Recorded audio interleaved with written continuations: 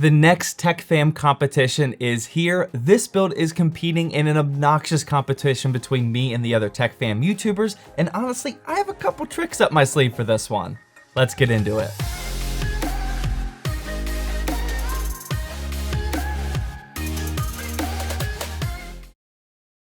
Today's video is sponsored by GVGMall, an online key reseller with our favorite Windows 10 Pro keys. If you're looking to remove that nasty Windows 10 unactivated watermark on your latest gaming PC, head on down to the links in the description. Here you'll find a Windows 10 Pro OEM key for under 17 bucks, but we want it cheaper than that. Select buy now and enter the discount code ZTT18 for an exclusive 18% off discount, which drops the price down to just 13 bucks. Go through the rest of the purchasing options. I'd recommend PayPal, and within a minute or so, you'll get your Windows 10 Pro key. Now on your PC, click start and type in activation and press enter, choose change product key, paste in your new key, and bang, Windows 10 is now activated. This is my personal way of activating my PCs. Check out my purchased order history here, so grab a Windows 10 key for yourself with the link in the description using discount code ZTT18. Hey, welcome to Zach's Tech Turf. So the rules for this competition were pretty simple this time around. The Tech Fam and I have definitely streamlined our build competition process over the years to keep things nice and simple, and for today's competition, I'm competing against Coalition Gaming, Nerd on a Budget, Oz Talks Hardware, Scattervolt, Greg Salazar, Tech by Matt, and the Toasty Bros. All of their channels are linked down in the description for like the 6 of you watching that aren't already subscribed to every single one of them. In a rough nutshell, here are the rules that we set for the competition. I don't want to bore you with all the minor details, so here are just the basics. We had to build a $300 PC using only online parts that would pair with a Founders Edition RTX 3080 that we all actually received for launch. We couldn't use any pre-builts. The build must be in an actual case and not like cardboard or something, and shipping was included in the final price, but tax was not. Now your boy was thinking a little outside the box for this one in 2 very important ways. The first one is business minded, and like you guys already know,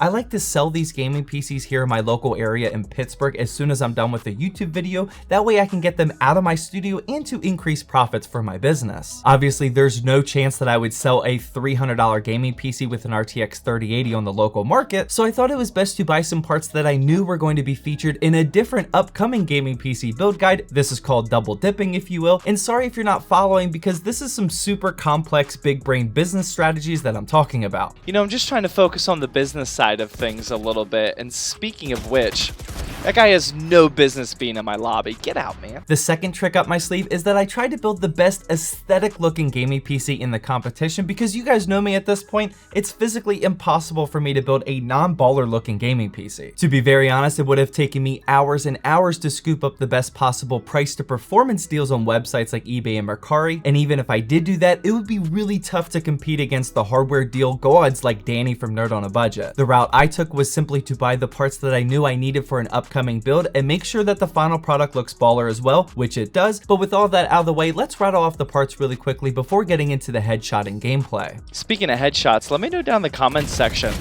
if you want to see me challenge the Tech Fam, man. I'd probably dominate, right? The CPU we're using today is just a simple brand new out-of-the-box Intel i3 9100F that I picked up for $71. Despite not being anywhere near a solid used price to performance option that I know others are going to go with, the 9100F is actually rocking a ton of value at this price point considering it's still an Intel CPU that's really good for gaming. Honestly, I'm very confident that most of the Tech Fam is going to go with like a first gen Ryzen CPU or even a Xeon here or there, so the 9100F should actually compete on the gaming side of the benchmarks pretty well. This CPU definitely won't compete in things like our Blender CPU benchmark or Cinebench R20, but this is a really solid option for the gaming titles. Next up was the RAM, and this is the YOLO 2x8GB DDR4 kit clocked at 3000 MHz, and believe it or not, this was the cheapest RAM that I could find on the afternoon that I was looking for it, whether it was new or used. After that, we have the motherboard, and now this I did pick up used. This is an Asus Prime H310A, which costs just under 50 bucks,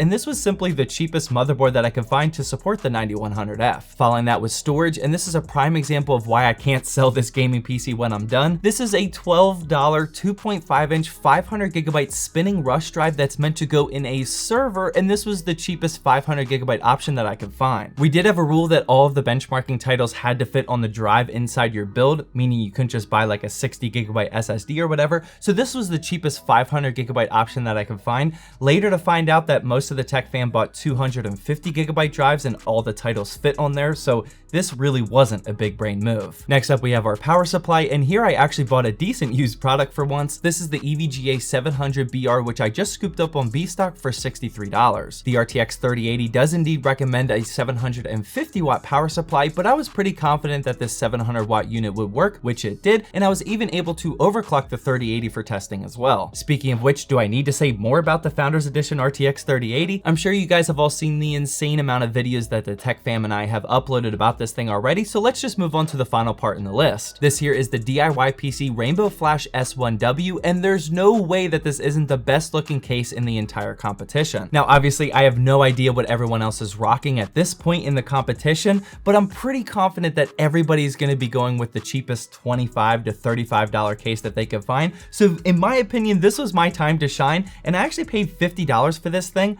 But man, this does look really clean. This all black and white design is perfect to hide away the other ugly choices that we made earlier. The front panel RGB lane looks super slick. The all white PSU shroud lets me hide the mess of cables underneath, and it even included a proper white fan in the back for exhaust. Now this does bring me to another weak point of this build. This case didn't come with any intake fans in the front, and since I literally only had 31 cents left to spare, I couldn't afford to buy an extra fan up here. This would obviously be an incredibly stupid move, but please remember that this is an entertainment-based competition, and I definitely don't recommend going with an airflow setup like this for a real gaming PC. I feel like now's a great time to remind you all, maybe you skipped over this part of the intro for the video, but this is just an entertainment-based competition. Please don't ever pair an RTX 3080 with a case with 0 intake fans, a server-grade hard drive that only costs $12, or even a 9100F. With that being said, here's what the final parts list is looking like, and I did indeed manage to just barely stay under our max $300 budget, which is great considering that half of these parts I actually bought brand new on no deal at all. With the parts list out of the way, it's now time for the benchmarks, and for this competition we chose a ton of synthetic only benchmarks, some involving even only the CPU, and this is what we'll be using to keep track of score. A lot of these benchmarks aren't entertaining or fun for a viewer in my opinion, so I'm just going to quickly rattle off these scores so we can get into the more important esport titles. Now I know you want to see me dominate in games like Fortnite here, but I'm sorry man,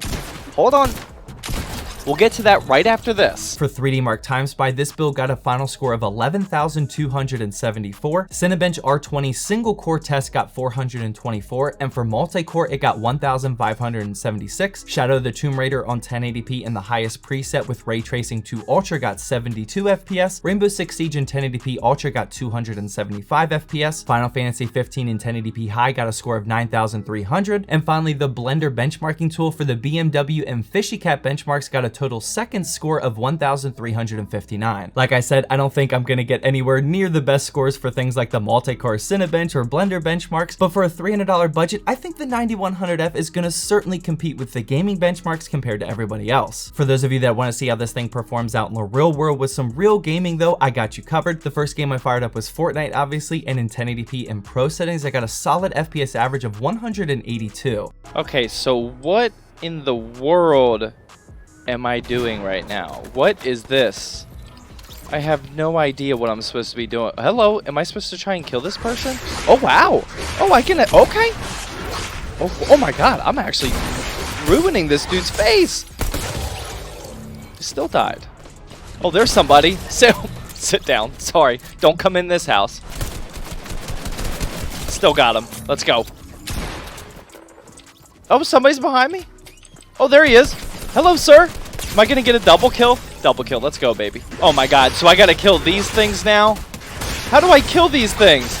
Dude, this game mode is so dumb. I just don't get this. This is so stupid. Oh, I killed him. Oh, there he is. Sit down. This is my building. This is so dumb.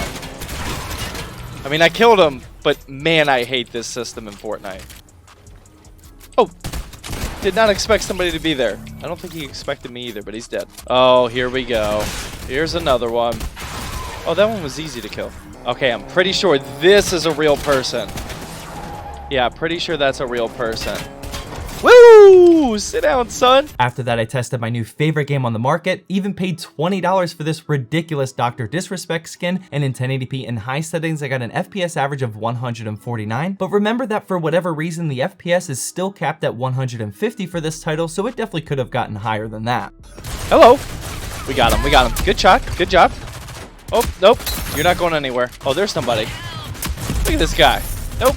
1v1 me? Come on, man. Hello. Not today, Junior. Sir, can you res me, please? I'm right next to you. Sir. Sir, where? Should I just push this dude? Yeah, it's 1-on-3, guys. We got this. Yep. There we go. Those were some nice headshots. Oh!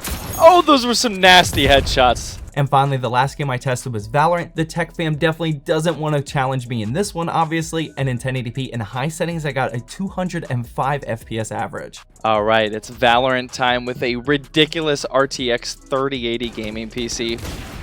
Off to a good start. Oh, here we go. Oh, you just walked right by me, man. Hello, sir? Sit down.